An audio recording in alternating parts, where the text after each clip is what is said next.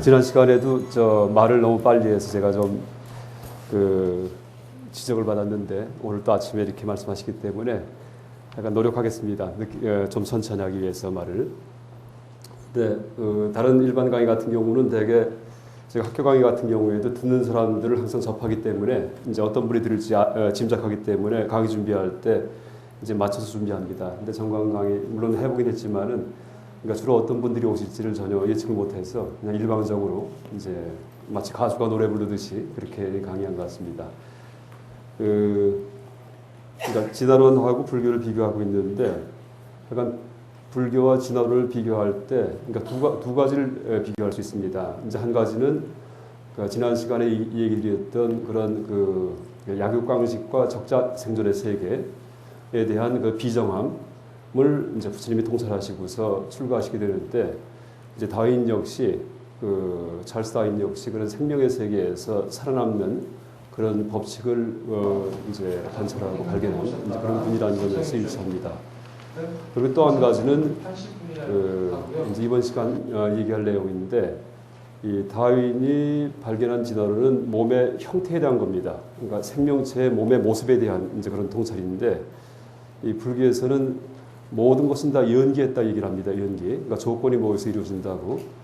그래서 우리가 흔히 이제 제가 지금 말을 할 때 목소리 같은 경우도 이게 실제 이제 목소리 그 자체가 있는 게 아니고 허파가 이제 바람을 내뿜고요. 성대가 또 소리를 내고 혓바닥이 이제 움직이고 입술이 또 달싹거리고 그 다음에 또 여기에 공기가 있지 않으면 또 소리가 들리지가 않습니다. 공기가 있어야 되고요. 또 듣는 분들 귀가 또 잘 들려야지 되고요. 또 아무리 귀가 열려 있어도 다른데 정신을 팔고 있으면 소리가 들리지가 않습니다. 그래서 주의력도 필요합니다. 그래서 한 7가지가 이제 힘을 합해서 모여야지만 이 소리가 나타납니다. 세상에. 이게 이제 연기의 쉬운 예인데 소리만이 아니고 우리가 머리에 떠오르는 모든 생각이 다 연기합니다. 그러니까 예를 들자면은 어떤 방에 들어갔을 때 이제 이 방이 참 좁다, 작다라는 생각이 들었을 때 그 방 그 자체가 작은 게 아니고 머릿속에 큰 방을 염두에 뒀었기 때문에 작다는 판단이 드는 겁니다. 근데 어떤 사람은 머릿속에 이제 좀 더 작은 방을 염두에 두고서 방에 들어갔을 때는 똑같은 방인데도 불구하고 이 방 참 크구나 하고 판단이 바뀝니다. 그래서 큰과 작음도 세상에 실제 하는 게 아니고 그렇게 비교를 통해서 그러니까 머릿속에 떠오른 그런 작은 방에 비교해서 큰 방이 생기고요. 머릿속에 떠올린 큰 방에 비교해서 작은 방이 생깁니다. 그래서 큰 방, 작은 방도 바깥에 있는 게 아니고 이제 생각의 비교를 통해서 의존적으로 발생했다, 연기했다 이렇게 얘기를 합니다. 그래서 목소리도 마찬가지고 그러니까 크다, 작다는 생각도 다 연기한 건데요. 근데 우리가 이제 희한하게 다른 거는 다 연기한 거를 짐작할 수 있는데 생명의 모습에 대해서는 연기한 게 아닌 줄 압니다. 대개 누구든지. 그래서 우리가 왜 이렇게 얼굴이 생겼는지, 사람은 왜 이렇게 생겼는지, 아니면은 다른 짐승은 왜 그렇게 특이하게 생겼는지, 꽃들은 어떤 꽃은 왜 노랗고 왜 꽃은 예쁜지, 그런 이제 거기에 대해서 이제 왜 그게 원래 그렇게 누가 만들었는지 이제 아는 그런 게 보통 일반적인 사고 방식입니다. 그래서 굳이 기독교 문명권만이 아니고 그러니까 동양 문명권에서도 조물주라는 말이 이제 항상 있습니다. 고대 인도 종교 전통에서도 세상을 만든 분이라는 그런 생각을 하게 되고 그 다음에 이 동아시아에서도 조물주라는 이제 그런 말을 하죠. 그래서 이 세상을 누가 만들었다는 이제 그런 사고 방식을 갖게 되는데 그것을 타파한 분이 바로 이 찰스 다윈이고 바로 석가모니 부처님입니다. 그래서 여러분 지난 시간에 나눠드렸던 이제 그런 유인물 강의 자료에는 제가 써놨는데 이 불경에 보면은 부처님께서 연기법을 말씀하시기 전에 그러니까 삿된 세계관, 잘못된 세계관에 대해서 하나하나 열거하면서 비판하십니다. 그러니까 어떤 사람들은 만물이 대자재천에서 발생했다. 그러니까 대자재천이 뭐냐 하면은 인도에서 얘기하던 창조주 같은 그런 신입니다. 그래서 마하이슈아라라고 얘기하는데 마해수라 천왕 이런 사람도 있고 어떤 사람들은 시간에서 만물이 창조되었다라는 사람도 있고 어떤 사람들은 여러 가지 사물이 모여서 만들어졌다라는 사람도 있고 하면서 쭉 열거하다가 모두 다 삿된 견해다 하면서 만물은 다 연기한다라고 얘기를 하십니다. 그래서 우리가 이제 부처님의 가르침의 핵심이 연기법인데 그러면은 불자로서 이제 부처님께 절을 올리고 신심을 갖는 것도 중요하지만은 부처님의 가르침에 따라서 세상을 볼 줄 아는 안목도 갖고 있어야 됩니다. 무슨 얘기냐 하면은 연기법에 의해서 모든 걸 볼 줄 아는 이제 그런 통찰을 갖고 있어야지 되고, 만약에 우리가 모든 것을 그렇게 조건이 모여서 만들어졌다는 연기법에 의해서 통찰할 수 있을 때 세상에 대해서 정확히 통찰하기 때문에 항상 모든 판단을 올바른 판단할 수 있습니다. 그래서 그 생명의 모습에 대해서도 왜 우리가 눈이 둘인지, 이제 지난 시간에 제가 한번 문제 내드렸습니다. 왜 모든 동물은 좌우가 대칭인지, 뭐 사람도 마찬가지고요. 그다음에 왜 모든 생명체는 동물은 이제 이목구비가 얼굴에 몰려 있는지, 이제 여기에 대한 답은 지난 시간에 얘기드렸죠. 그러니까 입 주변에 몰려 있는 먹이 탐지기라고 얘기를 드렸는데, 이제 그런 식으로 이 통찰을 해서 그러니까 이연기에 대한 자각을 할 경우에 그때 삿된 종교에 빠지지 않고 그다음에 세상을 있는 그대로 볼 줄 알기 때문에 이제 자기 앞날을 항상 밝게 개척할 수 있습니다. 이제 그런 의미에서 이번 시간에는 진화론과 이연기법, 그러니까 어떤 조건에 의해서 생명의 몸의 모습이 형성되는지에 대한 이제 그런 설명을 드리겠습니다. 그래서 이번 시간은 뭐 말보다도 이 영상 중심으로 해서 이제 말씀드리겠습니다. 사람 몸의 모습이 참 다양하죠. 이게 뭐 여러 가지 이런 그림이 있길래 제가 한번 여기 실어봤습니다. 이게 다 사람인데 온갖 포즈를 다 잡습니다. 지난 시간 말씀드렸던 이제 그 핵심을 정리해봤습니다. 그러니까 진화의 두 원리가 이제 밑에 써 있는 자연 선택과 성 선택입니다. 그러니까 자연 선택은 생명체와 외부 환경과의 싸움에서 살아남는 것, 이게 이제 자연 선택입니다. 이 다윈 진화론의 요점을 한마디로 얘기한다면은 속가내기에 의해서 생명의 모습을 설명한다. 속가내기, 뭐 생명이 어떻게 뭐 이제 변했다는 그런 얘기가 아니고 자연의 속가내기에 의해서 혹은 성적인 속가내기에 의해 갖고 생명의 모습이 변화한다. 이것이 이 다윈 진화론의 요점이고 생명의 모습의 변화에 대한 가장 과학적이고 합리적이고 이제 그런 통찰이다라고 얘기할 수 있습니다. 그래서 자연 선택은 자연의 속가내기에서 우리가 살아남아야지만 이렇게 이제 후손을 남기면서 계속 이제 몇십만 년에 걸쳐 갖고 그렇게 대를 유지합니다. 그다음에 성 선택은 이건 종족 내에서의 싸움입니다. 그래서 이제 배우자 택하는 싸움인데 여기에서 성공해야지만, 그러니까 동물일 경우에, 그러니까 우리가 짐승으로서 인간을 얘기하는 겁니다. 짐승으로서 인간을 이럴 경우에 이제 자손을 퍼뜨리고 그다음에 이세를 낳고 하면서 이제 생명이 이어집니다. 그래서 지난 시간 이제 제가 말씀드렸듯이 여기에 써 있듯이 우리가 이렇게 있다는 얘기는 우리 선조 전체가 다 이제 굶어서 돌아가시지 않았기 때문에, 그러니까 먹이 획득에 성공했기 때문에, 다시 말해 먹이를 획득하는데, 음식 획득하는데 아주 능란했기 때문에, 그래서 내가 이제 살아있는 거고, 나를 낳을 때까지요. 그러니까 우리 선조를 다 낳을 때까지. 또 하나가 이제 배우자 선택에 성공했기 때문에 그래서 내가 있는 겁니다. 그래서 이 다윈은 자연 선택, 선 선택 이렇게 얘기했지만은 실제 그 통로는 입이고요. 먹이 이제를 집어넣는 입에 들어가지 않으면 하루만 이틀만 안 들어가면 그냥 뭐 정신이 없습니다. 또 하나는 성 선택의 그 중심은 성기입니다. 그래서 지난 시간 얘기 드렸듯이 그 사람이 그 동물적인 면과 그 다음에 뭐 천사의 면을 갖고 있는데 지금 말씀드린 것은 동물적인 면을 말씀드린 겁니다. 그리고 이제 부처님 가르침은 이제 천사의 면, 이 몸을 초월한 면을 이제 그 몸에서 벗어나는 길을 제시한 분이 부처님이고요. 그래서 성선택의 뿌리는 성기이고 우리 마음속에 있는 식욕과 성욕이 바로 이 진화 원리의 근본이다라고 얘기할 수 있습니다. 근데 이 식욕과 성욕이 뭐냐 하면은 바로 번뇌입니다. 그러니까 부처님께서 말씀하신 그 탐진치 중에서 탐욕에 들어갑니다. 탐욕 얘기할 때 오욕을 흔히 얘기하는데 이제 오욕이 뭘까요?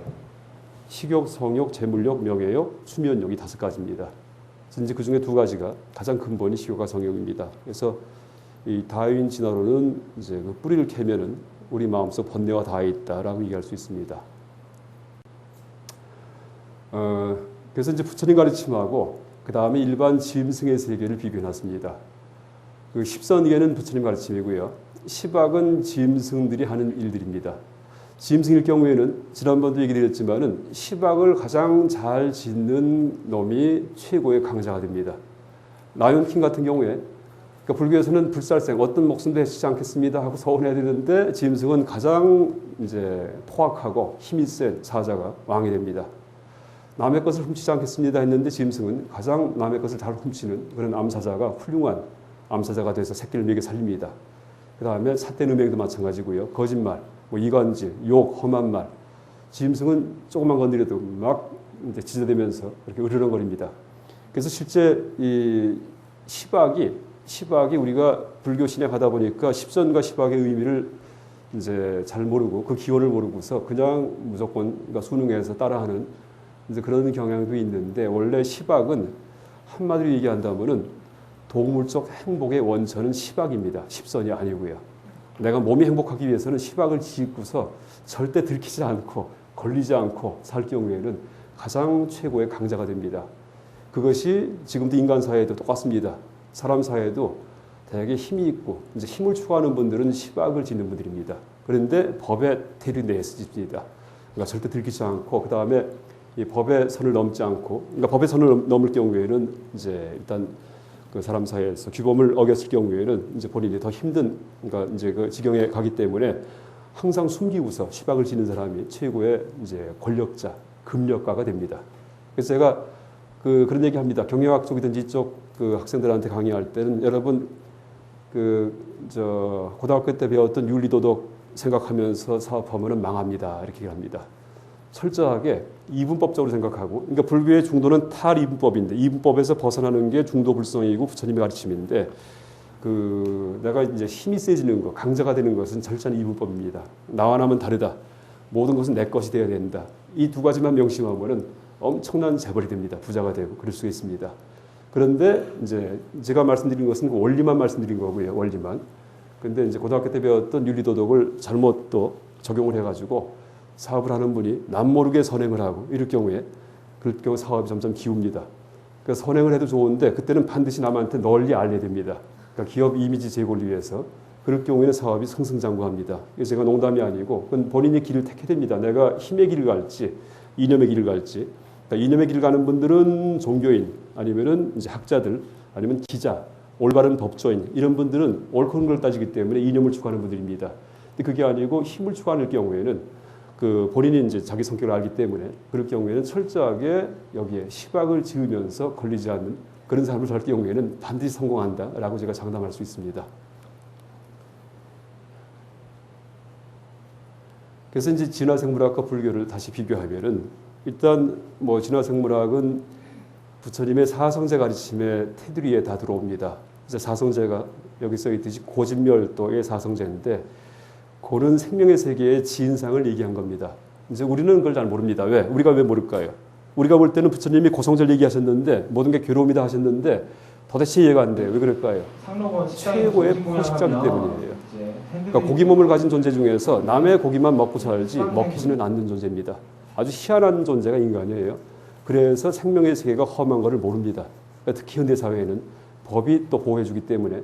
근데 부처님 당시에는 실제 그런 어떤 엄정한 법이 없었기 때문에 사람도 겉만 사람이지 짐승과 다름없었습니다. 그런 사람들이 왕이 되고 포악한, 이제 그래서 점령을 하고 싸우고 항상 싸움이 일어나고, 그러니까 살해를 하고 하는 이제 그런 상황이었기 때문에 실제 삶이 괴로움이다 하는 것은 아주 철저하게 항상 생활 속에서 절감하는 이제 그런 상태였습니다.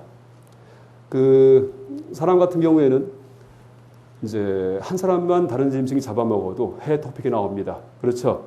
호랑이한테 인도에서 사람이 잡혀먹었다 하면은 70억 인류 중에서 하나만 잡혀먹어도 나옵니다. 근데 짐승은 어떻게 돼요? 우리가 연애할 때 사랑을 고백할 때 어떻게 하냐 하면은 좋은 호텔에 가서 남의 허벅지를 썰면서 사랑을 고백합니다. 비프 스테이크 썰면서. 그렇죠? 그래서 이제 인간의 짜릿한 행복이 그런 이제 다른 종들, 다른 개체들, 다른 생명들의 처절한 고통을 딛고서 있는 짜릿한 행복이다. 아주 명심해야 됩니다. 특히 문명화된 사회일수록 그게 심합니다. 문명화된 사회일수록. 그래서 실제 생명의 세계, 삶과 죽음을 다 이제 건너뛰고, 그러니까 죽음 이후까지 다 염두에 두고서 우리가 삶을 바라볼 때는 그렇게 짜릿하게 행복하게 사는 사회가 결코 좋은 사회가 아니구나 하는 것을, 다시 말해 지옥행 대기소구나 불교 이치로 얘기한다면은 어마어마한 악업을 짓기 때문에. 그러니까 세계 최강국이 그냥 되는 거 아니에요. 다른 나라 침탈을 해가지고서 석유 자원 다 확보를 하고 이러면서 이제 값싸게 석유를 갖다 확보하고 그다음 값싸게 어떤 자원을 확보하고 이러면서 최강국이 됩니다. 그러니까 엄청난 악업을 지으면서 다른 생명은 물론이고 인간에 대해서도, 다른 인종, 다른 민족에 대해서도 어마어마한 악업을 지어야지만 세계 최강국이 됩니다. 근데 공업 중생이 내 생에 어떻게 행복할 수 있겠습니까? 만일 부처님이든지 예수님 가르침에 예수님도 인과응보 얘기를 해요. 뿌린 대로 거두리다가 인과응보입니다. 그러니까 부처님과 예수의 가르침이 사실이라면은 절대 강대국이 거기 사는 분들이 좋은 데 갈 리가 없습니다. 그래서 이제 우리 사회도 그러니까 지금까지는 그런 강대국을 추구했는데 그것도 다시 한번 생각해야 됩니다. 다시 한번. 그러니까 불교 가르친 대로 가는 게 아니구나 하는 걸 절감하고서. 그래서 이제 여기 써 있듯이 그 진화생물학은 불교 흡사하긴 하지만은 똑같지는 않습니다. 이 진화생물학에서는 고성제와 집성제, 다시 말해 생명의 세계의 지인상이 고성제고요. 먹고 먹히는, 죽고 죽이는 그런 세계고, 집성제는 이제 그렇게 먹기 위한 식욕, 그 다음에 이제 섹스하기 위한 음욕, 그 다음에 다른 개체를 이기기 위한 분노, 이런 번뇌로 가득한 것이 집성제입니다. 그래서 이 찰스 다윈은 사성제 중에서, 그러니까 다윈의 진화론은 사성제 중에서 고성제와 집성제를 현대적 언어로 되살릴 때 가장 도움이 되는 학문이 바로 찰스 다윈의 진화론입니다. 그래서 이제 그 지인상을 알 경우에, 그 지인상을 알 경우에 우리가 부처님께서 제시하신 멸과 도, 그러니까 팔정도, 개정의 불교 수행을 통해서 번뇌를 다 제거해서, 그러니까 탐욕, 분노, 어리석음을 제거해서 멸, 열반, 해탈, 이 고기 몸뚱이에서 벗어나는 이제 그런 길이 가장 위대한 길이구나 하는 점을 절감할 수 있습니다. 자, 이제 이번 시간 주제인데요. 그러니까 조금 전까지는 지난 시간에 얘기 드렸던 약육강식에 대한 얘기를 드렸고요. 이제 몸의 모습에 대한 의문을 제가 하나하나 풀어드리겠습니다. 꽁을 보면은 수컷이 예쁘죠. 그러니까 사람은 여자가 꾸미고 남자가 털털한데 꽁은 암컷이 털털하고 수컷이 아주 예쁩니다. 왜 그럴까요? 청둥오리, 공작, 원앙새가 다 그렇습니다. 수컷이 다 이렇습니다. 네. 왜 그럴까요? 그러니까 서양에서 지금까지 나온 가설이 두 가지입니다. 섹시한 아들의 가설, 약재의 명언이 두 가지가 있는데 이게 두 가지가 다 문제가 됩니다. 그래서 제가 제 가설을 이제 얘기할 겁니다. 조금 있다가. 무슨 얘기냐 하면은 아름다운 꽁과 교미를 해서 새끼를 낳을 경우에는 그 새끼들도 아름다워지기 때문에 교미 빈도가 높아지니까 자손이 번식한다. 이게 섹시한 아들의 가설입니다. 근데 이제 꽁이 아름다울 경우에는 자연 상태에서 눈에 잘 띄기 때문에 실제는 잡아먹히기 쉽습니다. 약자기 때문에 늑대, 들개들이 와가지고. 근데 그런데도 불구하고 이제 아름다울 경우에는 이제 그러니까 이쁜 수컷하고 자꾸 교미를 하다 보니까 새끼도 이뻐지고 또 그런 새끼 이쁜 새끼하고 교미를 하다 보니까 점점점 종이 번식한다는 얘기를 하는데 이게 좀 이상합니다. 이게 논리적 오류가 악순환의 오류에 빠져 있습니다. 그래서 새끼를 많이 번식하는 이유가 이쁘기 때문인데 이쁜 이유가 새끼를 많이 번식하기 때문이에요. 그래서 악순환입니다. 그래서 제가 이 얘기를 또 왜 드리냐 하면 여러분 절대 서양 학설 숭배하지 마십시오. 왜냐하면 우리나라 이제 고실병 중에 하나가 서양에서 나온 인문학, 사회과학에 대해 숭배하는 겁니다. 엉터리 거의 다 개똥철학입니다. 하이데거 다 개똥철학입니다. 그런데 서양 사람들이 만든 개똥철학은 숭배하고, 그러니까 얼마 전에 TV 보니까 새로운 철학자가 나왔는데 그게 무슨 뜻인지 아주 글도 난해하겠습니다. 그냥 한국 학생들이 모여가지고 고심을 합니다. 이게 무슨 뜻인지 연구하면서 코미디가 아닐 수 없습니다. 그래서 제가 이제 이 두 가지 얘기 드리고서 이 두 분 학설하고 제 거하고 누구에 맞는지 한번 짐작해 보십시오. 하나가 이제 아모츠 자합이라는 사람이 이제 또 이제 얘기를 한 건데 약지의 원리입니다. 그러니까 꽁 수컷이 아름다울 경우에는 아름다움에 눈에 잘 띄임에도 불구하고 살아남았다는 얘기는 굉장히 민첩하고 영민하다. 그래서 암컷들이 교밀한답니다. 달려가서. 근데 그것도 이상해요. 꽁일 경우 그렇지만은 그럼 모든 수컷이 다 아름답고 예뻐야지 돼요. 근데 왜 꽁하고 몇 가지만 그렇습니다. 그러니까 새 같은 경우도 참새는 똑같아요. 까치도 똑같고. 근데 보면은 딱 한 끼거리 정도, 한 번 먹어서 배부를 만한 정도, 요것만 되게 아름답습니다. 나중에 보세요. 그건 이제 다 이유가 있습니다. 그래서 이 두 가지가, 아모츠 자합이 약점에 열리는 과도한 일반화의 오류에 빠져 있다라고 얘기할 수 있습니다. hasty generalization이라고 얘기합니다. 근데 이게 왜 이제 아름답냐 하면 제가 몇 번 생물학자들한테 검토를 받았습니다. 뭐냐 하면은 잡아먹히기 위해서입니다.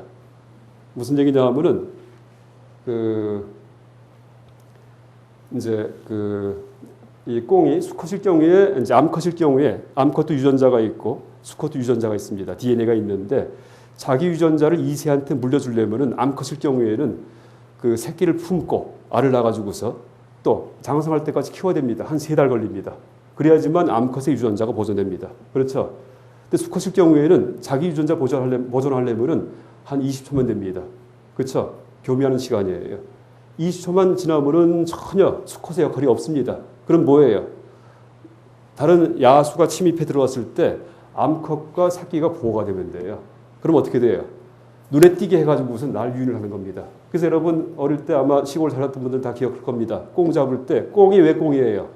우리가 발견하면은 그냥 안 날아가요. 꽝 하고서 날아갑니다. 소리 지릅니다. 나 잡아봐, 나 잡아봐. 그렇죠? 그다음 막 도망갑니다. 그런데도 자기를 안 따라올 경우 어떻게 합니까? 머리를 갖다가 눈에다 파묻어 버려요. 바보짓을 해요. 그러면은 암컷 잡으려다가 저 바보 봐라 하고 잡죠. 바보 아니에요. 그게 이제 자기 새끼를 위한 희생입니다. 근데 그게 원래 그런 윤리 도덕이 있다는 얘기가 아니고 그런 습성을 가진 놈들이 살아난다는 얘기입니다. 그래서 점점 수컷이 화려해집니다. 그래서 이제 또 다른 예가 물고기 중에 구피라고 있습니다. 구피라는 물고기가 있는데 수컷이 어마어마하게 화려합니다. 수컷이요.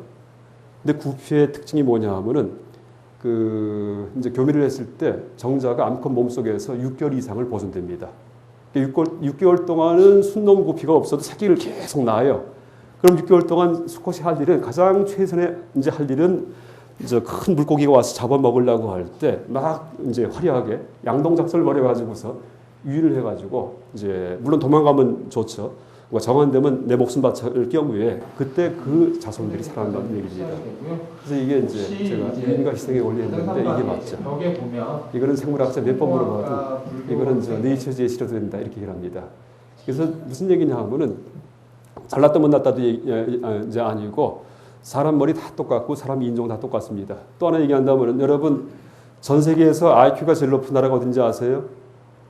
머리 제일 좋은데 이스라엘 전혀 아닙니다. 우리 남한이에요, 남한.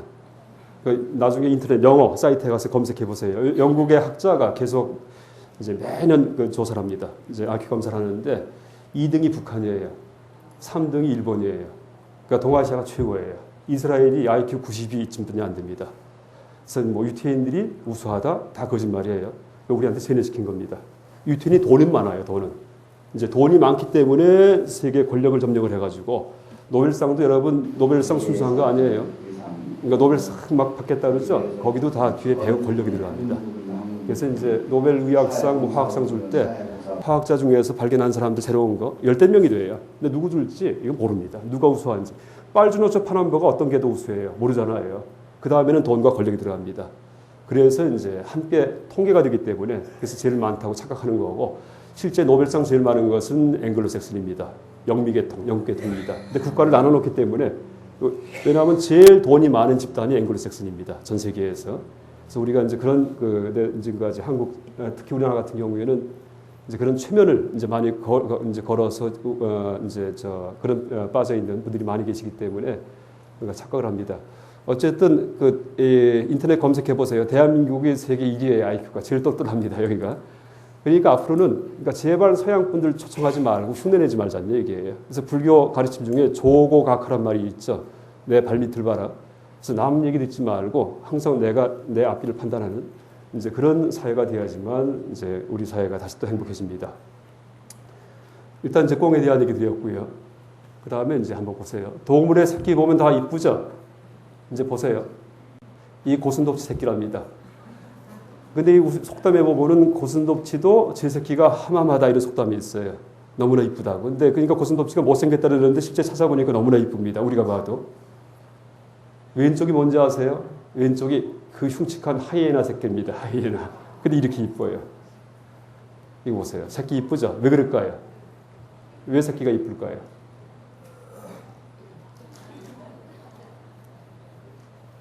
그래서 아까 이제 오랑우탕 다 이쁩니다. 뭐냐 하면은 사춘기 지나지 않았기 때문이에요. 그래서 이제 개체로서 독립할 힘이 없기 때문에 전투적이지가 않아요. 모습이요. 위험하지가 않습니다. 그래서 이제 모든 죄악은 사춘기 이후부터 짓습니다. 그러니까 불교도 12연기법에서 그러니까 12연기라고 생명체의 그런 살아가는 과정을 부처님께서 12가지 공식으로 정리한 게 있는데 무명, 행식, 명생, 유깁, 촉수, 애, 취, 유, 생, 노사 이렇게 나갑니다. 노사, 늙어 죽는 것까지. 근데 거기에 애가 있어요. 애가 15세, 그러니까 12살에서 15세까지라고 되어 있습니다. 그때가 사춘기예요. 그러니까 성에 눈 뜨면서 음욕이 생기고 탐욕이 생기고 왜? 독립해야 되기 때문에, 먹여 살려야 되기 때문에, 그 다음 섹스해야 되기 때문에 그래서 무서워집니다. 그래서 사람 모습도 약간 어릴 때는 다 이쁜데 이제 그 다음에 사춘기 지나면 매력적이죠. 물론 나한테 의욕이 있을 경우에 매력적으로 보입니다. 근데 그게 떨어지고 날 경우에는 다들 이제 경계의 대상이 되고 무시무시합니다. 그래서 이런 그러니까 귀엽다, 뭐 귀엽지 않다는 그런 우리의 판단에도 실제는 그 부처님의 가르침이 배어 있습니다. 그 다음에 여기 여러분 REM이라고 아세요?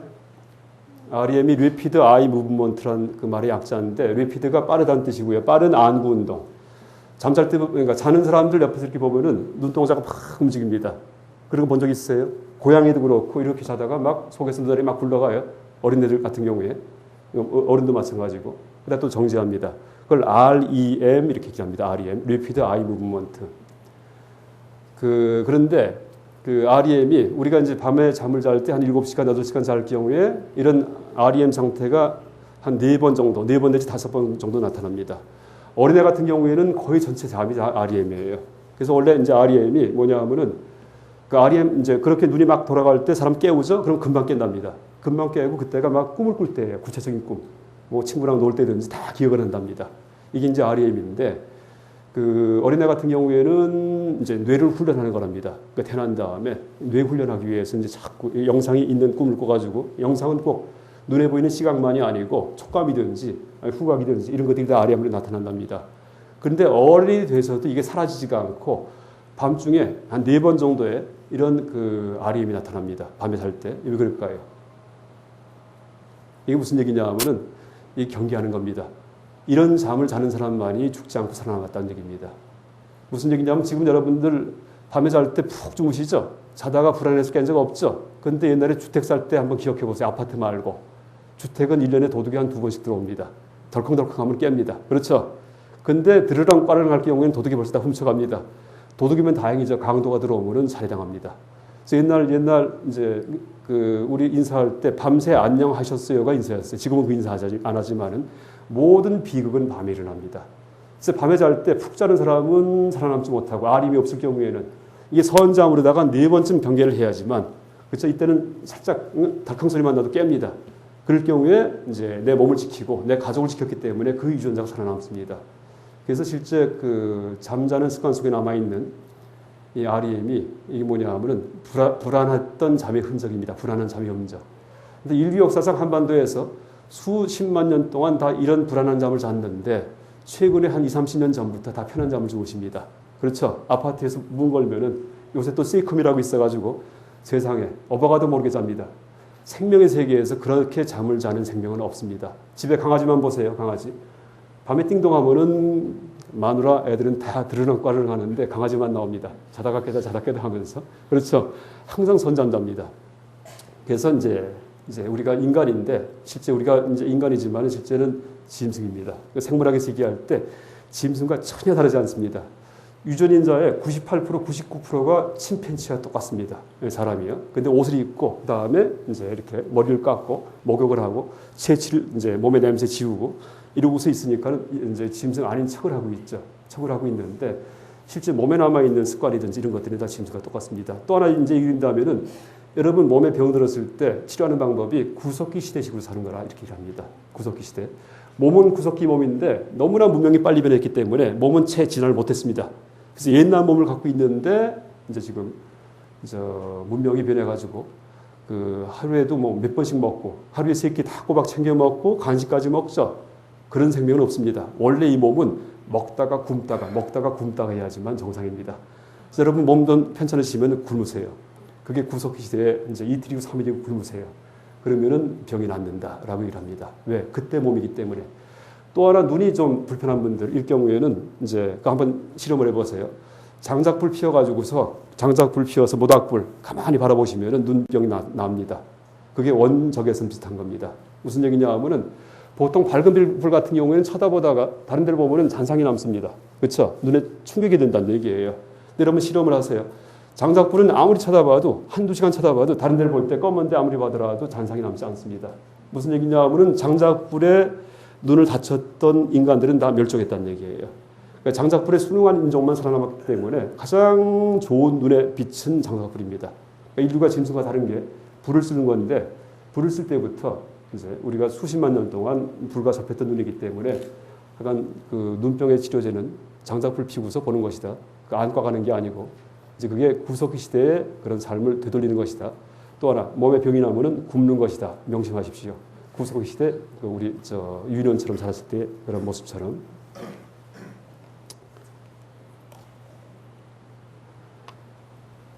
그래서 그 약간 부처님 가르침을 제대로 이해하기 위해서는 그러니까 현대 문명 속에 살아가는 인간을 생각하면 안 됩니다. 그러니까 부처님 당시에 다시 말해 신석기 시대든지 뭐 청동기 시대든지 그렇게 인간이 짐승 같았을 때 이때의 상황을 떠올려 가지고 이제 실제 우리 몸의 본질은 다 뭐 전혀 변하지가 않았고요. 그러면서 부처님의 가르침이 그때 당시에 이제 처음 발생했구나 하는 것을 염두에 두면은 너무나 위대한 분이구나. 그러니까 인간 사회를 다른 짐승과 다르게, 짐승의 사회와 다르게 행복하게 해주신 분이구나 하는 점을 절감합니다. 부처님만이 아니고 모든 성자의 성인들의 가르침이 다 그렇습니다. 그러니까 공자님이든지 맹자든지 뭐 예수든지 다 마찬가지입니다. 그런데 이제 전에도 얘기했지만은 이제 가장 그 이제 그 철저하게 모든 생명의 평등을 얘기한 분은 오직 부처님뿐입니다. 그러니까 공자님이든지 예수님이든지 인간 중심입니다. 공자님이 짐승을 죽이지 말라 이런 얘기 안 해요. 공자님은 고기를 썰어도 네모나게 썰지 않으면 먹지 않으셨다. 고기 먹는 거 전혀 개의치 않습니다. 공자님. 예수 같은 경우 마찬가지예요. 셈 종교는 아브라함이 양을 죽여갖고서 막 신한테 보내죠. 우리 무속인들이 돼지머리 바쳐갖고 고사 지내면 막 난리 떠는데 구약 성경에는 양 머리 잘라갖고 고사 지냅니다. 똑같은 거예요. 근데 우리가 너무나 서양을 숭배하기 때문에 기독교 성경도 성경 아니에요. 기독경 이렇게 얘기해야 됩니다. 불경, 기독경. 기독경에 나오는 그런 그 무속 같은 일화들은 무슨 대단한 것처럼 착각을 하고, 그렇죠? 그 다음에 무속인들이 돼지머리 잘라갖고 고사 지내면은 뭐 미신이라 얘기합니다. 근데 실제 고사 전부 다 미신입니다. 그러니까 기독경 자체가 전체가 다 그렇죠. 그래서 실제 이제 예수님이든지, 그러니까 공자님이든 맹자님은 인간 중심의 종교였고 다른 생명에 대해서는 개의치 않습니다. 근데 부처님은 고통을 느낄 줄 아는 모든 존재를 부처님의 품에 안습니다. 육도위례의 세계에 이제 짐승이 들어옵니다. 심지어 눈에 보이지 않은 존재까지도 부처님 품에 안습니다. 아귀, 귀신, 또 천신조차도 부처님의 교화의 대상입니다. 그래서 부처님의 별호 중에 하나가 천인사라는 게 있죠. 천신과 인간의 스승이시다라고 얘기를 합니다. 우리가 그러니까 짐승의 공포를 잘 모르는데 실제 이제 야생동물을 이제 상상하면은 그러니까 두 가지 공포가 있습니다. 굶주림의 고통과 또 하나가 살해의 공포입니다. 무슨 얘기냐 하면은 야생동물은 아침에 이제 잠에서 깨서 일어날 때마다 쌀독에 쌀이 한 톨도 없습니다. 한 톨도. 먹을 게 없다는 얘기예요. 저장하지 못한다는 얘기입니다. 그러니까 아침부터 밖에 나가서 주워 먹고 살아야 됩니다. 그래서 이제 그 서양 속담 중에 일찍 일어나는 새가 벌레를 잡는다 하는 속담이 있죠. 왜? 늦게 일어나면은 다른 놈이 다 잡아먹고 그다음에 다 수먹기 때문에 굶습니다.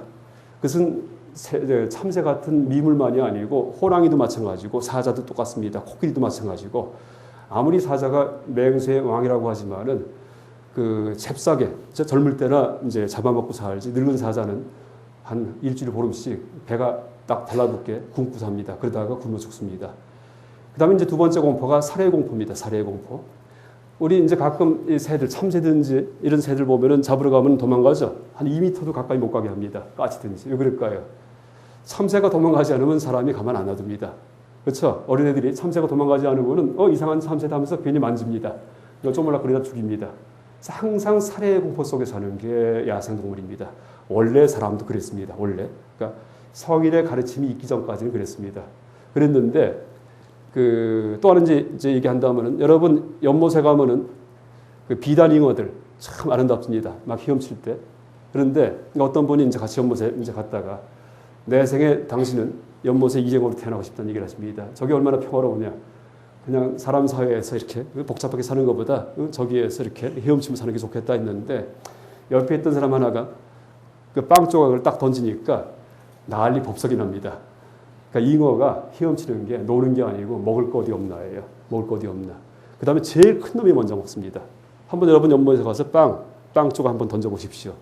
딱 굶주림에 떠는 이제 그런 존재들입니다.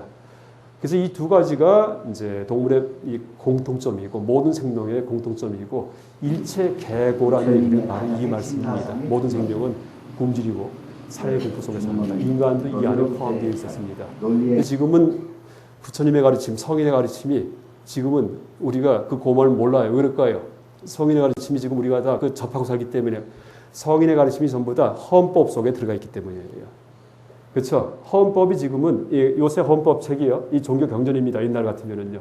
모든 인간은 평등하다. 모든 국민은 평등하다. 그런 거 없었어요. 옛날에는요. 근데 성인들이 나와서 그런 가르침을 줬기 때문에 헌법이 바뀐 겁니다.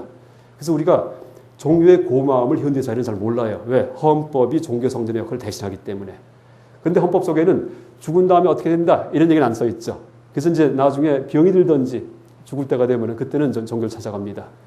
그런데 원래 부처님 당시에는 일상생활 속에서도 이 종교인들이 그러니까 위안을 주고 그 다음에 승가가 이제 그런 그 휴식처, 쉼터가 되고 하는 역할을 했었습니다.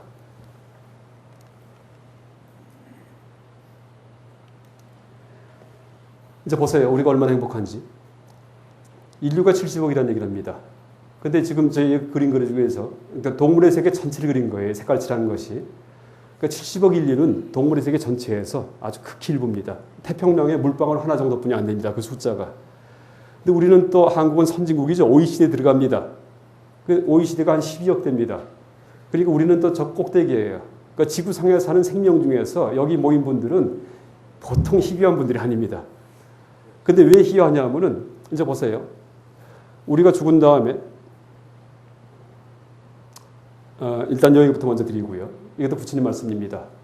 부모가 있는 줄 아는 생명이 드물고 부모의 보호를 받고 크는 생명이 드물고 성체가 될 때까지 살아있는 생명이 드물다. 그러니까 자바함경에 나오는 얘기입니다. 무슨 얘기일까요? 우리는 부모가 있는 줄 알죠. 어릴 때 고아로 태어나도 부모가 있었구나 압니다. 짐작합니다. 그런데 부모가 있는 거 모르는 생명이 거의 다예요. 개구리 같은 경우에는 올챙이는 개구리가 아버지인지 모릅니다. 왜? 낳아놓고서 가버리기 때문에 나중에 깨어나니까는 나 혼자 태어났구나 이렇게 됩니다. 모든 물고기가 다 그렇습니다. 그래서 조류와 포유류, 새하고 포유류, 젖벌이 동물만 부모가 있는 거 알고 부모의 밑에서 클 수 있고 나머지 깍지벌레 무슨 저 곤충 전부 다 부모 있는 거 모릅니다. 그래서 부모의 보호를 받고 크는 생명이 드물죠. 그렇죠? 그 다음에 우리 같은 경우에는 이제 아기 나가지고서 낳다가 아기 죽으면은 산부인과 가서 멱살 잡습니다. 요새 같은 경우에는. 근데 옛날에 어땠습니까? 한 열 나가지고서 4 죽고 6 키웁니다. 그렇죠? 그래서 옛날 분들은 이제 연세 한 80 넘은 분들은 다들 강골이에요. 왜? 살아남은 분들이기 때문에. 병원 없을 때. 근데 우리들은 다 약골입니다. 왜? 다 살아냈기 때문에. 그냥 약해도 다 약을 먹여갖고서 살렸습니다. 그래서 실제 그 가난한 나라 같은 경우에는 영아 사망률이 높습니다. 가난한 나라에서는 영아 사망률 아실 거예요. 그러니까 저 영아 길을 넘어가고 살아남는 애들이 숫자가 적습니다. 근데 이제 부유한 나라는 다 살립니다. 뭐 장애가 있어도 살리고 조사를 해도 살리고 다 살립니다. 근데 그것도 불과 이제 인류 역사에서 몇십 년 전부터 일어나는 희한한 일입니다. 어떻게 낳은 새끼를 다 살려요? 그 드문 일입니다. 그런데 이제 보세요. 여러분 가끔 TV에서 동물의 세계 볼 때 거북이, 바다거북 보셨어요? 새끼 나와서 바다에 모래에 묻어놓으면은 스스로 깨가지고. 그러니까 바다거북이도 자기 엄마가 거북인지 몰라요. 혼자 깨어납니다. 파충류이기 때문에. 그래서 기어가는데 그걸 갈매기가 가만히 안 놔둡니다. 이때다 하고서는 그냥 다 잡아먹습니다. 그러면 한 100마리 나오면은 바닷가까지 한 10마리 가요. 겨우 바닷가까지 들어가요. 그랬더니 웬 물고기가 와서 다 넙스넙스 먹습니다. 그래서 이제 거북이가 한 알을 한 30년, 40년 낳는데 수백 개를 낳죠. 수천 개를 낳는데 그 중에 2-3개만 살아남아도 성공한 거다라고 얘기합니다. 무슨 얘기예요? 다른 생명들은 영아 사망률이 어마어마합니다. 그렇죠? 그래서 이제 그 다음에 그러다 보니까 이제 보세요. 온 생명의 세계에서 지금 여기 이렇게 앉아있는 우리 인간으로 태어나 있다는 거 너무나 희귀합니다. 동물의 세계에서 인간이 희귀하고 인간 세계에서 한국인이 참 요새 너무나 희귀하고 한국인 중에서 여기 우리의 삶이 희귀합니다. 왜 이 얘기를 하냐 하면은 이제 보세요. 우리가 태어날 때 처음 시작이 어땠습니까? 한 점이었어요. 엄마 뱃속에. 수정란. 그렇죠? 수정란의 한 점이 지금 이 뻥튀가 돼가지고 이렇게 부푼 겁니다. 그렇죠? 점점점 커져가지고서. 근데 수정란이 크기가 얼마입니까? 10분의 1mm입니다. 1mm가 깨알 하나가 1mm쯤 됩니다. 그걸 열로 쪼개보세요. 그럼 눈에도 안 보여요. 연필 가늘게 깎아서 점 딱 지금 수정란이에요. 그게 우리 몸이었습니다. 그렇죠? 그런데 개구리 수송란도 똑같아요. 알은 크지만은 그 안에 DNA 있는 것은 한 점이에요. 코끼리 수송란 큰지 아세요? 우리랑 똑같아요. 코끼리도 한 점이에요. 호랑이, 사자, 아니면 강아지, 원숭이 다 똑같습니다. 수송란이. 달걀은 그 수송란 아니에요. 달걀 속에 노른자에 있는 한 점이에요. 나머지 달걀 전체는 그것은 태반 같은 역할을 합니다. 자궁, 영양분 공급원입니다. 수송란은 점이기 때문에 모든 생명은 수송란의 차원에서는 다 모습이 똑같습니다. 모습이 똑같아요. 그래서 우리가 이제 죽은 다음에 부처님 말씀대로 윤회한다면은 나중에 또 수송란 찾아가야지 돼요. 인간 수송란. 근데 찾으려다 보니까 구별이 안 돼요. 다 똑같아요. 내 생에 인간 태어나기 힘들다. 부처님 가르침입니다. 그러니까 맹구 우목의 비유 아시죠? 맹구 우목의 비유. 그러니까 부처님이 어떻게 얘기를 하시냐 하면은 눈먼 거북이가 이제 바닷속에서 뭐 그 얘기는 많이 하시니까 또 다른 비유를 하겠습니다. 여러분 부처님 가르침 중에 절대 사람은 내 생에 또 사람 태어난다 하는 그런 말씀은 단 한마디도 없습니다. 특히 초기 불전에는 단 한마디도 없습니다. 그러니까 대승불전으로 가면은 좀 그런 얘기도 나와요. 근데 초기 불전에 보면은 그 손톱의 비유가 있습니다. 조갑토, 손톱 위에 흙의 비유가 있는데 부처님께서 손톱으로 흙을 이렇게 푸십니다. 흙을. 그 다음 손톱 위에 흙을 보여주면서 안한존자한테 여쭙니다. 이 손톱 위에 흙이 많은가? 저 대제 흙이 많은가? 하고 이제 여쭈니까 안한존자가 아까 부처님 가르치면 너무나 쉽습니다. 어디가 많을까요? 대제 흙이 많죠. 그러니까 이제 뭐라 얘기하시냐면은 지금 사람을 살아가는 생명 중에 사람 중에서 내 생에 또 사람 몸을 받을 존재는 손톱이 흙과 같이 적고 내 생에 짐승 이하, 아기 이하에 태어날 존재는 대제 흙처럼 많다. 이렇게 얘기하십니다. 왜? 서로 죽고 죽이고 싸우고 질투하고 화내고 욕심내고 살아가기 때문에. 그러니까 자바함경의 가르침입니다. 그럼 무슨 얘기냐 하면은 70억 일 중에서 내 생에 인간으로 태어날 사람은 거의 없다는 얘기예요. 어떤 종교를 믿든 간에. 그렇죠. 또 70억 인류 중에서 전생에 인간이었다가 또 태어난 사람은 전혀 거의 없다는 얘기입니다. 그렇죠. 물론 이제 부처님 가르침이 없었다면은. 근데 우리가 이게 가르침을 따르기 때문에 또 인간 태어난다는 얘기입니다. 안심하세요. 일단은 이런 부처님이 가르침이 없이 험하게 살 경우에 짐승처럼 살 경우에는 끝없이 지옥으로 떨어지는 이제 그런 삶이다라는 가르침입니다. 그래서 이제 보세요. 내가 이제 죽었는데 내 생에 사람으로 또 태어나지 돼요. 그래서 이제 수송란을 찾아가는데 전에 얘기됐듯이 그 귀신들이 섹스하는 거 구경하면서 수송란을 찾아갑니다. 근데 수송란을 찾으려다 보니까 지금 서울 시내에 수송란이 몇 개 있을까요? 인간 수송란이. 지금 이 순간에 내가 죽었어요. 거기 붙어야 돼요. 거의 없죠. 낮에는 섹스도 안 하니까. 그렇죠? 그럼 어떻게 돼요? 도처에 깔린 게 쥐새끼 수송란, 개구리, 강아지, 깍지벌레, 모기, 장구벌레 별게 다 있습니다. 그래서 달라붙다가는 그냥 분다는 얘기예요. 그래서 태어나니까는 깨굴 한다는 얘기입니다. 그게 생명의 진상이에요. 왜? 모든 생명은 똑같아요. 왜 우리가 잘났다고 항상 인간이 태어납니까? 그럴 리가 없다는 얘기입니다. 그러면 어떻게 하면 인간이 태어나느냐? 항상 마음 씀씀이를 사람답게 살면은 인간이 태어난다 이렇게 일하십니다. 그래서 이제 죽기 전에 항상 평생 지었던 죄를 다 참여하고 그 다음에 이제 본인이 했던 선행을 떠올리고 그 다음에 내 생에 어디가를 발언하고 다짐을 하고 이럴 경우에는 그 식이 유지가 돼가지고 다시 사람으로 들어간다 이렇게 얘기를 하십니다. 석가모니 부처님이 아버님을 임종하세요. 정반왕 돌아가실 때 옆에 계시는데 그때 그 얘기를 하십니다. 시주한 거, 절에 시주한 거, 좋은 일 하신 거 떠오르십시오. 그다음에 마음을 선한 상태로 유지하게 해서 돌아가시게 합니다. 그래서 이제 그런 경우에는 내 생에 좋은 일 합니다. 그래서 여러분 누구 임종하실 때 옆에서 막 울고불고 흔들고 하면 안 돼요. 그럼 자칫하면 다른 데 가십니다. 그래서 조용히 지켜드리고 누구나 돌아가시기 때문에 항상 마음을 좋게 쓰시게 하고 이럴 경우에는 그 흐름 유지가 돼가지고 왜? 우리의 마음의 흐름은 갑자기 안 바뀝니다. 악한 사람이 갑자기 착해져요? 아니죠. 선한 사람이 갑자기 악해져요? 아니죠. 그래서 원래는 이제 평생 살았던 그 마음 흐름이 그냥 이어진다는 얘기를 하는데 물론 악하게 살았어도 죽기 직전에 진심으로 참여했을 경우에 그땐 된다는 얘기를 합니다. 근데 진심으로 참여하기는 쉽지 않죠. 그렇죠? 그걸 증명도 할 수 없고 그래서 평소에 항상 그러니까 선한 흐름을 유지할 때 악어처럼 악어 같은 경우는 막 팍 화를 내요. 조금만 건드려도. 그래서 평소에 그렇게 화를 펄펄 내고 이런 분들은 죽을 때 그런 식의 수송란에 마음이 맞아갖고서 글로 붙는답니다. 그럼 태어나서 다시 또 막 화를 마음껏 내는 그런 짐승으로 변한답니다. 제가 플래시가 하나 있는데 이제 그걸 좀 준비해 주십시오. 영상물이 하나 있습니다. 컴퓨터 조절할 수 있을까요? 지금 안 될까요? 에그라고 써 있는 거 아직 틀지 마시고 제가 신호하겠습니다. 우리가 죽은 다음에 이제 다시 수송란이 달라붙을 때 이제 한번 상상을 한다면은 여러분 절에 가서 그 암자에 올라가면은 별이 가득할 겁니다. 하늘에. 그러니까 맑은 날 보면은 어마어마해요. 그러니까 몽고 같은 데 가면은 별이 어마어마합니다. 근데 죽은 다음에 수송란이 우리 눈앞에 나타나 보이는 게 그거가 똑같다는 얘기를 합니다. 그러니까 생명의 큰 걸 보는 게 아니고 수송란을 본다는 얘기를 합니다. 들어갈 때. 그러니까 별처럼 많은 수송란인데 그중에 인간 수송란이 한 2개뿐이 없어요. 그러니까 죽은 다음에 그걸 찾아가야지 돼요. 어디 있는지. 그거 찾을 수 있겠어요? 못 찾는다는 얘기입니다. 내가 의지되면 못 찾는다는 얘기예요. 근데 이제 선한 마음의 흐름을 썼을 경우에 그런 분일 경우에는 그냥 자석에 붙듯이 달라붙어 갖고 다시 사람이 되어간다. 이거 말고 다른 거죠. 이건 이제 REM이라는 눈동자 움직이는 잠입니다. 뭐 지금 금방 보신 영상은 넷센에그스 틀어주십시오. 아니요, 오른 밑에 거기 있습니다. 그래서 저 연결 프로그램을 목록에서 찾게 하면 됩니다. 연결 프로그램, 예, 콤플레이어 하십시오. 화면 확대하면 됩니다. 그다음에 소리가 나오게 해주십시오. 예, 됐습니다. 크게 확대하고요. 더블 클릭하면 됩니다. 저 위에 있는 바를 더블 클릭하십시오. 네, 이게 죽었다가 다시 태어나는 과정을 영상 만든 겁니다. 한번 보십시오. 이게 병원에서 천장 보다가 죽은 겁니다.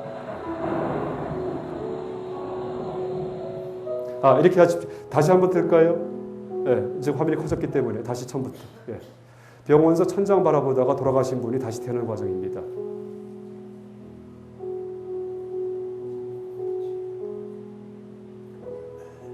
이거 제가 만든 겁니다.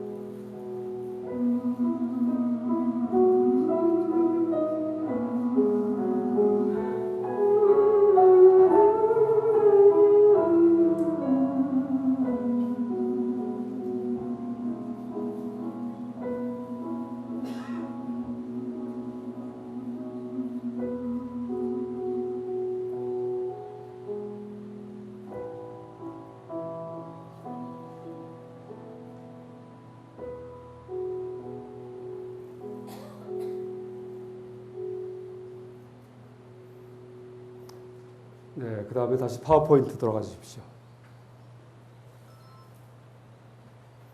한 2분짜리 영상이지만은 이제 이거는 제가 학생들한테 강의하는 게 있습니다. 애니메이션을 가르쳐 갖고 이런 영상이 한 180개가 있습니다. 학생들이 만든 거. 그래서 인터넷에 뿌리면은 자동으로 알아서 복제가 되면서 이제 저 불교 포교를 합니다. 네, 일단 뭐 제가 넘기겠습니다.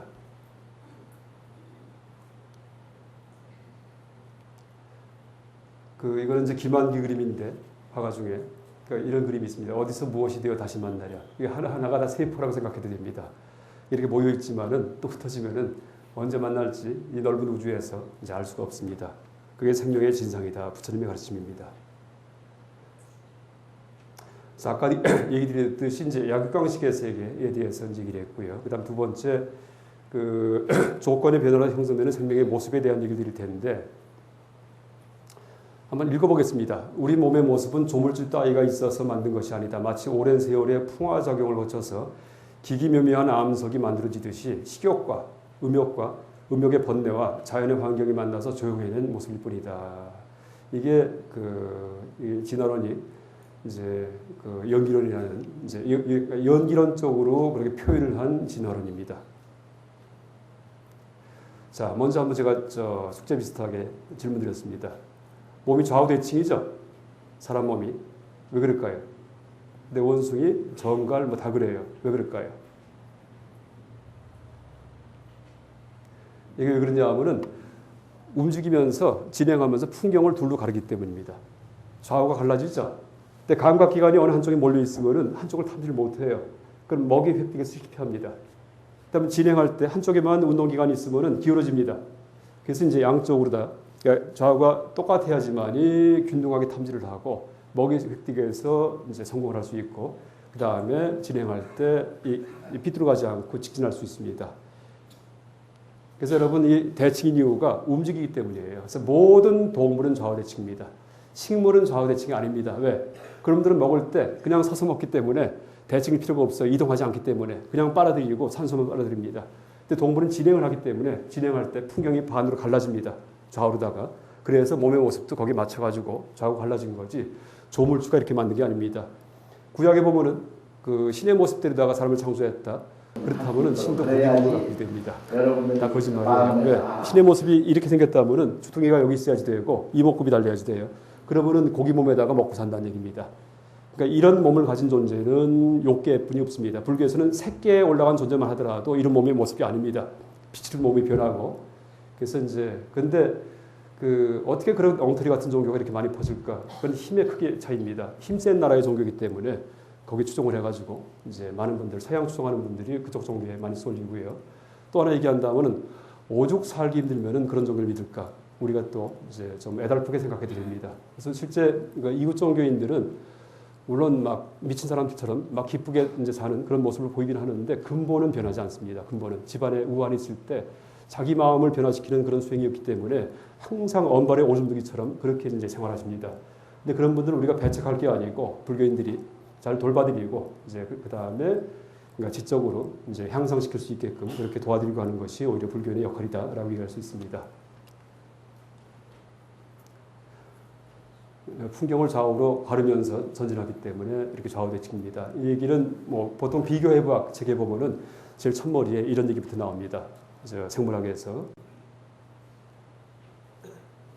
그 사람이 처음에 이렇게 물고기에서 진화하다가 그러니까 물고기부터는 뭐 다 좌우대칭이죠. 이동할 경우에는 그 다음에 사람이 만든 것도 보세요. 이동하는 건 다 좌우대칭에서 되게 돼 있어요. 자동차를 한쪽을 다 창문을 가리면은 사고가 납니다. 그래서 양쪽을 균등하게 봐야지 되고 자동차 바퀴를 한쪽만 달면은 다 쓰러집니다. 양쪽이 있어야지 되고 그래서 이제 이 동물 이동하면서 먹이를 탐지하고 먹이를 획득하기 때문에 대칭이다라고 얘기할 수 있습니다. 이 다윈의 책 중에 아주 유명한 책이 있습니다. 그런데 우리한테는 너무나 알려지지 않은 책이 있는데 인간과 짐승의 감정 표현이라는 책이 있습니다. 여러분 보세요. 웃을 때 왜 이렇게 얼굴이 찌그러질까요? 일단 웃음이 뭐냐 하면 울음도 마찬가지예요. 왜 얼굴이 찌그러질까요? 답이 뭐냐 하면 제가 답만 얘기 드리겠습니다. 몇 가지만. 그러니까 웃음과 울음은 그러니까 소리 내는 겁니다. 그러니까 원숭이 같은 경우도 자기의 내적 상태를 표현할 때 악 한답니다. 근데 그것이 웃음으로 변합니다. 나중에. 근데 이제 소리를 낼 경우에는 악 하다 보니까 이제 울 때도 악악거리고요. 웃을 때도 악거립니다. 그러다 보니까 얼굴에 혈압이 올라가지고 혈관이 팽창한답니다. 그러면은 눈동자가 이 해골이 박혀 있는데 그게 튀어나온답니다. 그래서 그걸 잡아주기 위해서 눈을 찡그린다라고 얘기를 합니다. 잡아주기 위해서. 그래서 여러분 웃을 때 이렇게 얼굴 찡그리는 게 이제 뭐냐면 눈동자 잡는 겁니다. 제가 5분만 더 쓰겠습니다. 몇 가지 준비한 거 아주 쉬운 것들이기 때문에. 그래서 그 사람은 얼굴을 통해서 남과 이제 나의 내적 상태를 남한테 전달하고요. 또 하나 언어가 있기 때문에 내 고기 몸에서 일어난 일을 남한테 전할 수 있습니다. 그러니까 동물의 세계에서 유일한 존재입니다. 그러니까 남과 이렇게 교환할 수 있는 의사소통할 수 있는 동물은 거의 없습니다. 그러니까 벌이든지 개미가 이제 사회적 동물로다가 의사소통하긴 하지만은 가장 사회적인 동물은 사람입니다. 여러분 지금 보세요. 쓰시는 물건들이 내가 만든 거 있나 보세요. 다 남이 만들어준 거죠. 전부 다. 근데 일반 동물들은 다 자기가 만든 거를 자기가 쓰고 삽니다. 뭐 까치가 까치 집을 짓든지 뭐든지 간에 다. 근데 우리는 다 남이 만든 거 갖고 삽니다. 이제 그 본질이 바로 얼굴의 표정에 나타납니다. 표정이 모니터 같은 겁니다. 나의 상태를 알리는. 그래서 그다음에 이제 언어입니다. 그래서 이 사람이 생명의 세계에서 최강자가 된 이유는 표정과 언어 때문입니다. 남과 협조하기 때문에 다시 말해 그러니까 남의 힘을 서로 협조해서 문명이 전수가 되기 때문에 언어를 통해서 그래서 우리가 이 진화론에서 얻을 수 있는 교훈은 사람으로 살아갈 때 가장 중요한 것은 타인이다, 남이다 이렇게 얘기할 수 있습니다. 여러분 감옥에 가둘 경우에도 가장 그 심한 형벌이 뭐냐 하면 독방에 가두는 겁니다.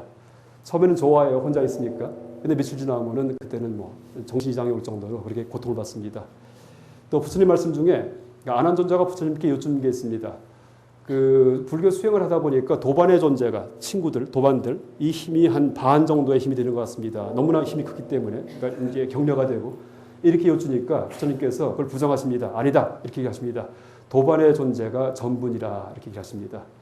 그래서 이제 왜 인간의 이제 이렇게 표정이 발달했는지가 그 영장류에서는 없었는데 이제 사람으로 올수록 표정이 발달하고 언어가 생기는 이유가 협조하는 그런 힘이 생기면서 그 다음에 우리가 그 협조를 통해서 만들어낸 이 문명이 이제 생명의 세계의 최강자로 이제 등극하게 만든 그런 원동력이고 또 거꾸로 얘기한다면은 그러니까 언어가 끊어지고 문명의 전수가 끊어지면은 우리 말을 다 몰라요. 그 다음에 그냥 몸만 빨개 벗겨 갖고서 밀림에 넣을 경우에는 그때는 오랑우탄만도 못합니다. 적응력이.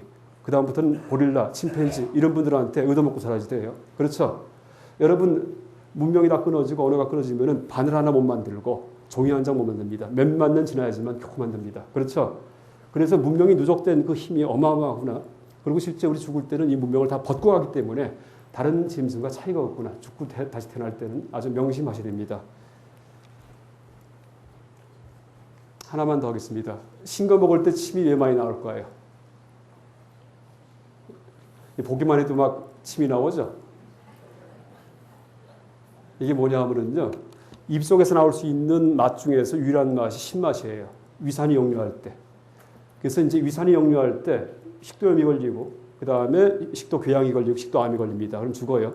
근데 그 나왔을 때 신맛이 들 때 침이 막 보여가지고서 꿀꺽 삼키면 중화가 됩니다. 그러니까 침이 약 알칼리성입니다. 그래서 이제 그렇게 침이 나왔던 인간들만이 살아남아가지고 신 것만 보기만 해도 침이 나옵니다. 지금 그러니까 신 거 볼 때 이렇게 얼굴 찌그러지는 게 이게 뭐냐면요. 여기 오른쪽에 파로티드 그랜드라고 있죠. 이하선. 이하선을 쥐어짜는 표정이에요. 이렇게 하는 게. 그러니까 눈 찡그리고 뺨을 찡그립니다. 이 뺨을 이 침샘을 쥐어짜기 위해서. 그러니까 신표정도 원래 신표정을 조물주가 창조한 게 아니고 이제 이하선이라는 침샘을 쥐어짜는 표정이 있는데 우리는 그 표정 자체가 실제하는지 뭐 실체가 있는지 자성이 있는지 착각합니다. 연기한 겁니다. 연기. 그래서 이제 이거 말고도 뭐 제가 여러 가지 이제 뭐 이런 거 보고 싶지 않으세요? 스트레스 받으면 왜 먹을까? 스트레스 받을 때 먹은 사람들만 살아남았다는 얘기예요. 자연의 위해가 올 때 막 먹어둬야 됩니다. 왜냐하면 앞으로 한 3, 4일 굶기 때문에 저 위협이 오면은. 그래서 이제 그게 구석기 시대에 남아있던 그런 습관인데 지금은 먹을 게 지천인데도 좀 스트레스가 있으면은 막 먹습니다. 그래서 지금은 관성의 법칙 때문에 지금 오버하는 것이다. 그래서 살이 찝니다. 뇌신경 좌우가 바뀌는 거 이것도 흔히 듣지 못하는 얘기니까 이것까지만 하고 제가 마치겠습니다. 여러분 이제 오른쪽 뇌출혈이 오면은 왼쪽이 마비가 되고 아세요? 왼쪽이 오면은 오른쪽이 되고 왜 그럴까요? 이 교차하기 때문이에요. 신경이 오른쪽에서 들어온 것은 왼쪽으로 가고요. 뇌에서 반대로 갑니다. 왜 그럴까요?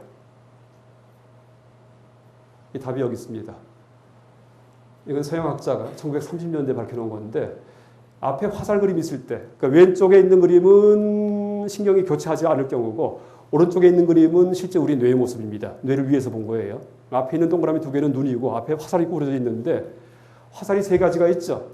그러니까 눈앞에 있는 화살이 하나가 있고 구부러진 게 있고 그 다음에 눈 망막에 비친 게 있고 그 다음에 뇌로 간 게 있습니다. 근데 신경이 동측 같은 측으로 가면은 화살이 갈라집니다. 보이시죠? 그러니까 맨 밑에 그림에 보면 화살 이 뾰족한 끝하고 깃하고가 이게 다 있죠. 그래서 교차가 돼야지만 화살이 정확하게 보입니다. 그래서 이제 시각, 눈이 생기면서부터 원래 지렁이는 눈이 없어요. 그러니까 진화의 과정에서 눈이 생기면서 신경 교차가 일어나고 그 다음에 눈에서 오른쪽 왼쪽이 이제 어떤 일이 벌어졌을 때 금방 근육에 전하기 위해서는 근육신경하고 눈이 이제 가까워야 됩니다. 그래서 눈에 맞춰가지고 피부 감각신경과 근육신경이 같이 순응해가지고서 이제 같은 측에 쏠리게 되었다 이렇게 얘기를 합니다. 그래서 이렇게 우리 몸의 모습, 뭐 뇌의 좌우가 바뀌는 거, 그 다음에 이제 앞으로 할 얘기 중에는 얘기 많습니다. 새나 물고기는 눈이 동그랗는데 사람은 눈이 옆으로 길쭉합니다. 왜 그럴까요? 새나 물고기는 상하 좌우가 똑같아요. 위아래 올라갔다 내려갔다 하기 때문에. 사람이나 말은 옆에만 보고 살아요 주로. 하늘은 가끔 봅니다. 그래서 옆으로 찢어집니다. 그래서 우리의 몸의 모습이 그러니까 좌우대칭, 뭐 눈이 찢어진 거, 그 다음에 참치 고등어가 등이 푸르죠. 등 푸른 생선이 왜 등이 왜 푸를까요? 등 푸른 생선. 하늘 위에서 볼 때는 등이 풀어야지만 발견이 안 돼요. 갈매기가 날아갈 때 꽁치, 메루치 다 마찬가지입니다. 그 다음 밑에서 볼 때는 하늘이 보이죠. 허옇게. 배가 하얘야지 돼요. 그래서 여러분 나중에 이제 다음부터 꽁치 드실 때는 배는 하늘을 닮았고 등은 바다를 닮았다 이렇게 생각하십시오. 그래서 다 보호색입니다. 보호색. 그래서 생명의 모든 모습은 조물주가 창조한 게 아니라는 걸 명심하십시오. 다 연기한 것이다 라고 이제 아시기 바랍니다. 이상 마치겠습니다.